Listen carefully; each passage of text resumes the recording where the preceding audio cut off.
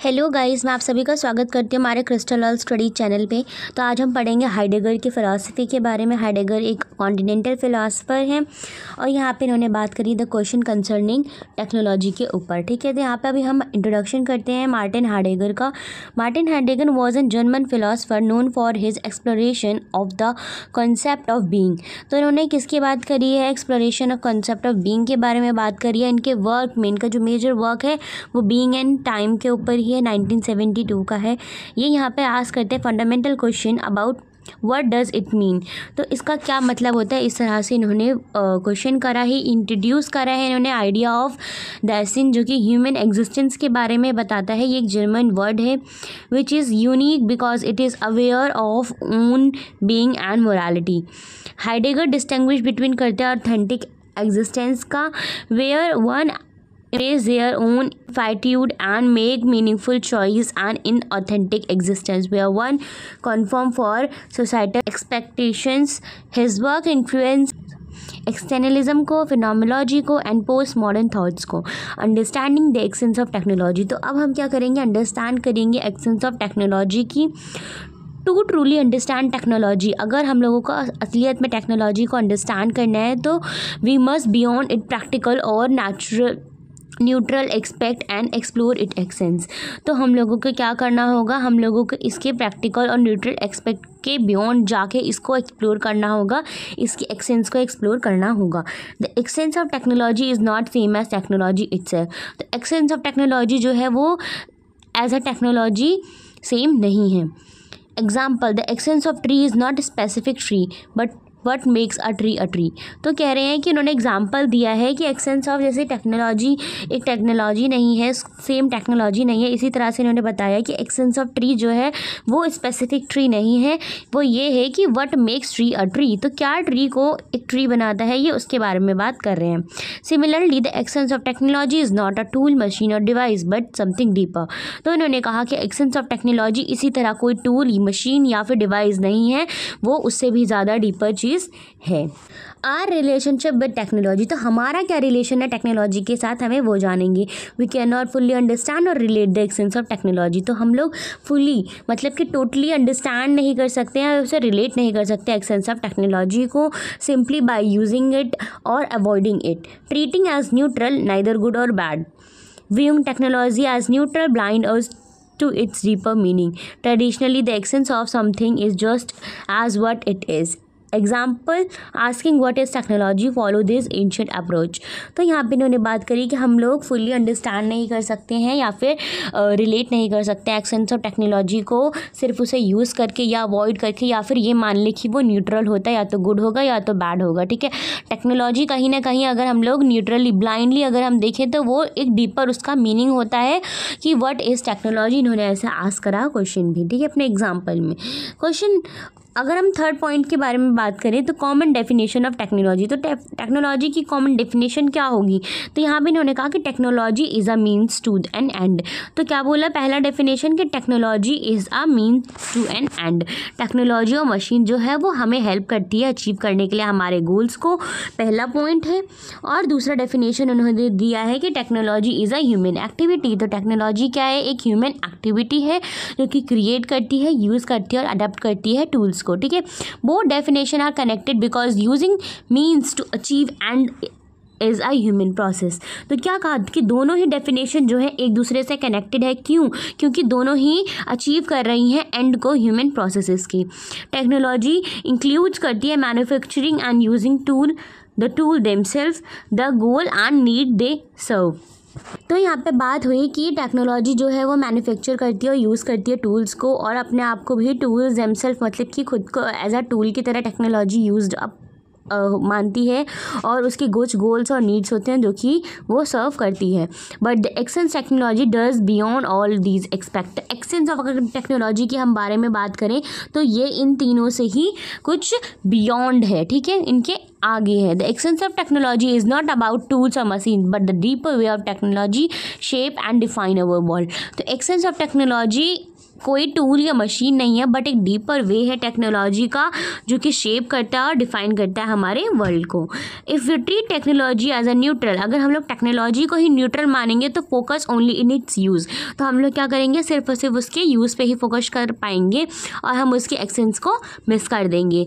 To question technology एक्सेंस, अगर हम लोग क्वेश्चन करें टेक्नोलॉजी की एक्सेंस को तो we must go beyond its surface definition means to an end human activity. तो हम लोग अगर क्वेश्चन करेंगे टेक्नोलॉजी एक्सेंस को तो हम लोग उसके बियॉन्ड जा सकेंगे, उसके डेफिनेशन के, मीन्स टू एन एंड के और ह्यूमन एक्टिविटी के बियॉन्ड भी जा सकेंगे। The instrumental and anthropological definition of technology, the common understanding of technology as a means to an end instrumental view is correct, but it does not fully capture its deeper essence. तो यहाँ पे इन्होंने बात करी कि common अगर understanding होगी हम लोगों को टेक्नोलॉजी की कि वो एक मीन्स ऑफ एंड है जो कि ह्यूमन को उसके अचीव करवाता है गोल्स को, तो वो करेक्ट भी होगा, बट वो फुल्ली कैप्चर नहीं होगा एज अ डीपर एक्सेंस की तरह, चूँकि एक्सेंस ऑफ टेक्नोलॉजी होती है। The instrumental definition of technology, technology is often understand as a tool instrumental in Latin और means to achieve a goal. This is called instrumental definition of technology.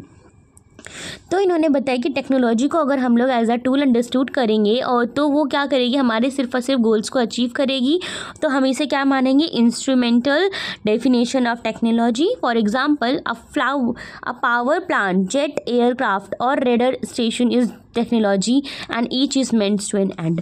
तो क्या बोला कि इस तरह से इन्होंने कुछ एग्जांपल दिए हैं पावर प्लांट का, जेट एयरक्राफ्ट का और रेडर स्टेशन का। तो इन्होंने कहा ये जो टेक्नोलॉजी है वो सिर्फ हमारी मीन्स टू एन एंड है और वो व्यू करती है correct and both old and modern technology को, सिंपल टूल्स में भी और कॉम्प्लेक्स टूल्स में भी, लाइक टर्बाइंस और हाई फ्रीक्वेंसी डिवाइसेस। सेकंड की अगर हम बात करें the correctness of the instrumental definition,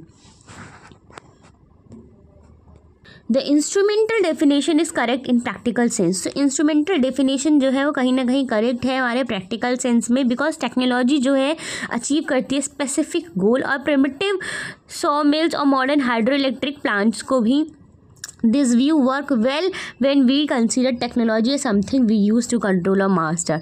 तो हम लोग जो वर्क करते हैं, हम लोग टेक्नोलॉजी को क्या कंसीडर करते हैं कि वो हमें कंट्रोल कर, हमारे यूज़ में आ सके, कंट्रोल हो सके और हमें हमारी चीज़ों को भी मास्टर कर सके। तो mastery and control of technology, the more technology advance it more it seem difficult to control. तो जितना ही टेक्नोलॉजी एडवांस होती जाएगी इतना ही डिफ़िकल्ट होता जाएगा कंट्रोल कर पाना। The device of master technology become stronger. तो मास्टर टेक्नोलॉजी जो है वो कहीं ना कहीं स्ट्रॉन्गर हो जाएगी, एज अ ह्यूमन कंट्रोल में भी नहीं आएगी और हाईटेक सिस्टम में भी। The idea of mastering technology, तो जो आइडिया है मास्टरिंग करने का टेक्नोलॉजी को, वो बेस्ड होता है बिलीव्स में, जो कि टेक्नोलॉजी को एज अ मेयरली टूल्स की तरह यूज़ करना होगा। Questioning the instrumental definition, but what if technology व more than just as a tool. तो इन्होंने कहा कि अगर हम लोग ये क्वेश्चन करें कि अगर टेक्नोलॉजी ज़्यादा है जस्ट एज अ टूल से, तो देन क्या होगा। तो if technology is just as a means to an end, how does if effect our desire to master it. तो यहाँ पे एक और क्वेश्चन आता है कि अगर टेक्नोलॉजी सिर्फ मीन्स ऑफ जस्ट एंड नहीं है तो ये किस तरह से इफ़ेक्ट करेगी, हमारे डिज़ायर को किस तरह से मास्टर करेगी। The instrumental definition of technology as tools to achieve goals is commonly accepted and correct. तो यहाँ पे क्या बात हुई, इंस्ट्रूमेंटल डेफिनेशन जो है टेक्नोलॉजी की वो यही बताई गई है कि वो किस तरह से अचीव कर रहा है गोल्स को और किस तरह से एक्सेप्ट हो रहा है, करेक्ट हमें चीज़ों के बारे में बता रहा है। दिस डेफिनेशन वर्क करता है both old and modern technologies के बारे में और एक्सप्लेन करता है प्रैक्टिकल रोल ऑफ टेक्नोलॉजी का, not in deeper essence. The desire to control और master technology become viewing it as merely as means. तो डिज़ायर जो है कंट्रोल करने का और मास्टर करने का टेक्नोलॉजी को, वो सिर्फ और सिर्फ मीन्स की तरह बन चुका है। टेक्नोलॉजी जो है वो more than just as a tool होती जा रही है। Primitive might need to be change. Causality and the four causes, तो अब हम इसके बारे में जानेंगे। The four causes, material, formal, final and efficient, are interconnected and deeper meaning that goes beyond just bringing about effect. Unity of the four causes, the four causes material what something is made from. तो material के बारे में बात करें तो material हमें क्या बताता है कि what something is made from, तो किस चीज़ से वो चीज़ बनी है। फॉर्मल क्या है कि उसका शेप और डिज़ाइन क्या है, फाइनल में इसका पर्पस और गोल का है, और एफिशिएंट में उसका कॉज क्या आया। ठीक है, इसके बारे में ये कहीं ना कहीं चारों एक दूसरे से कनेक्टेड है, तभी इन्हें फोर कॉज माना गया है। These cause work together and can not be fully understand. तो ये सारे जो हैं वो कहीं ना कहीं वर्क करते हैं एज अ टुगेदर, नहीं तो अगर हम एक इंडिविजुअल के बारे में, इंडिविजुअल कॉज के बारे में बात करें तो वो इतना इफेक्ट नहीं दिखाएगा। Without considering these cause together the idea of casualty and technology means unclear and incomplete. तो मैंने अभी आपको यही बताया कि अगर हम लोग एक के बारे में बात करेंगे तो वो अनक्लियर और इनकम्प्लीट होगा, उसके आइडिया ऑफ कॉजुअलिटी और टेक्नोलॉजी के बारे में हमें ज़्यादा नहीं पता चल पाएगा। The meaning of occasion and bringing forth in causality. The concept of causality in Greek thought is deeper than just a simple cause and effect. तो क्या बोला, causality का जो वर्ड है ग्रीक थॉट में अगर हम देखें तो वो कहीं ना कहीं बहुत ज़्यादा डीपर है उसके सिंपल कॉज और इफ़ेक्ट से, और वो इंक्लूड करता है आइडिया ऑफ ब्रिंगिंग फोर्थ और poises which refer to the process by which something come into being or presence। तो किस तरह से कोई चीज़ काम में आई है, उसकी प्रेजेंस और उसकी बीइंग के बारे में पता चलता है। इन द ग्रीक थॉट एशन रेफर्स टू द रीज़न और occasion for something coming into being.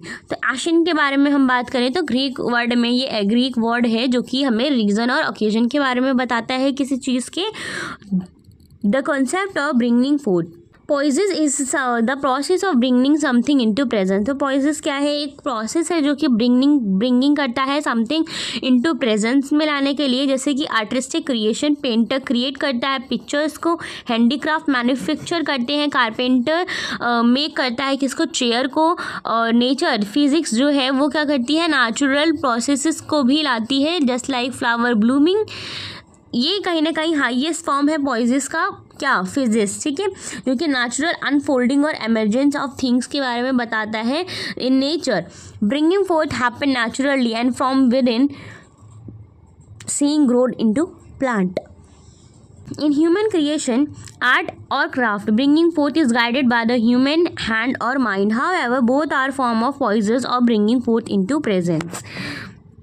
तो यहाँ पे इन्होंने पॉइजेस के बारे में बात करी है, जो कि द प्रोसेस है जो कि ब्रिंग करता है समथिंग इनटू प्रेजेंस में लाने के लिए। जैसे कि हैंडीक्राफ्ट अगर मैन्युफैक्चर करेगा, हैंडीक्राफ्ट जो है उसका एग्जांपल अगर हम लोग लेंगे तो वो क्या करता है, मैन्युफैक्चर करता है, कारपेंटर मेक करेगा चेयर को। तो इसी तरह से किस चीज़ का क्या काम है, इस तरह से बताने के लिए इन्होंने बोला है। Technology as revealing and bringing forth, the technology is just like a tool और मीन्स। टेक्नोलॉजी क्या है, सिर्फ टूल्स की तरह या फिर मीन्स ऑफ एंड नहीं है, ये वे है रिवील करने का हमारे वर्ल्ड को, और bringing things into unconcealment. Understanding technology as revealing connects it deeper to truth and knowing. Technology जो है वो सीन होती है as a means to end और एज अ टूल और instrument. However it is not more than just as a tool, वो उससे ज़्यादा ही कहीं ना कहीं होती जा रही है, और वो उसकी वे है, टेक्नोलॉजी जो है उसका एक्सटेंस है जो कि वे ऑफ रिवीलिंग। ठीक है, तो टेक्नोलॉजी जो है वो ब्रॉड करती है फोर्थ को और रिवील करती है कंसीलमेंट इनटू प्रेजेंस को, जो कि रिवील करने में मदद करता है हमारे एसेंशियल टेक्नोलॉजी को। और यहाँ पे हमने फोर कॉज के बारे में बात करी थी, ये वही चीज़ है। तो हम यहाँ पे बात करते हैं difference between modern and old technology. तो ओल्ड टेक्नोलॉजी जो है like वेलमेंट uses natural world as it is without trying to exact and store energy। तो मॉडर्न टेक्नोलॉजी के बारे में बात करें तो however challenges nature to the provide energy that can be stored for later use like coal, uranium and electricity। तो यहाँ पे बात करें कि ओल्ड टेक्नोलॉजी जैसे कि हम वर्ल्ड मिल के बारे में बात करें, वो एक नेचुरल यूज़ होता है हमारे वर्ल्ड के लिए, जिसका कोई एक्सट्रैक्ट और स्टोर हम नहीं कर सकते उसकी एनर्जी को। और अगर हम लोग मॉडर्न टेक्नोलॉजी के बारे में बात करें तो इस एनर्जी को हम लोग स्टोर कर सकते हैं फॉर लेटर यूज़, जैसे कि कोल, यूरेनियम और इलेक्ट्रिसिटी। तो यहाँ पे आपको ओल्ड और मॉडर्न टेक्नोलॉजी के बारे में बात करनी होगी। The revealing of nature and man's role in it. तो अब रिवील कैसे कर सकते हैं हम नेचर को, और मैन का इसमें क्या रोल होगा वो देखेंगे। Modern technology reveals nature as standing rivers, resources waiting to be used through a process of challenging nature. तो मॉडर्न टेक्नोलॉजी जो है वो रिवील कर रही है नेचर को और स्टैंडिंग रिवर्स मतलब कि रिसोर्सेज को वेट करती है through the process of challenging nature को किस तरह से चैलेंज किया जा रहा है. ह्यूमन जो है वो पार्टिसिपेट करते हैं इस प्रोसेस में और कंट्रोल नहीं करते हैं रिवीलिंग करने के लिए itself. Revealing of nature happens beyond human control. तो रिवीलिंग जो होता है नेचर का वो कहीं ना कहीं ह्यूमन के कंट्रोल से बियॉन्ड होता है. Who is responsible for revealing of nature. तो कौन रिस्पॉन्सिबल है रिवील करने के लिए नेचर को. Human are the ones who accomplish the challenging and revealing of nature as standing rivers, resources available for use. However, human जो है वो कंट्रोल नहीं करता है revealing itself. They only respond to it. क्या करते हैं वो सिर्फ रिस्पॉन्ड करते हैं रिवील करने में नहीं मदद कर पाते क्योंकि वो उससे कहीं ना कहीं बियॉन्ड है. Men's role in technology and nature. तो मेन की जो कैपेसिटी है वो एक्सप्लॉइट करती है नेचर को और कंसीव करती है आइडियाज़ को. उसके एक्शंस जो है यूज़ करते हैं टेक्नोलॉजी को but he does not control how natural shows itself और withdraw. The way of nature reveals itself as standing rivers like coal, tree, minerals is something that human rather than create. तो यहाँ पे इन्होंने बात करी कि किस तरह से ह्यूमन कंट्रोल नहीं कर सकता है नेचर को लाइक कोल ट्री और मिनरल्स ये सब क्योंकि ये नेचुरल होता है. ठीक है. Man in standing rivers. Human are the part of standing rivers just like nature. तो ह्यूमन जो है वो कहीं ना कहीं पार्ट है स्टैंडिंग रिवर्स का क्योंकि वो भी कहीं ना कहीं नेचर की तरह ही है. When we talk about human resources business और health care it shows how human are treated as a resources to be use much like natural resources. तो ह्यूमन को भी कहीं ना कहीं ट्रीट किया जाता है as a human natural resources की तरह ही. और यहाँ पे आपको बस यही लिखना था. अब हम आगे पढ़ेंगे इन फ्रेमिंग के बारे में. ठीक है. Bye bye.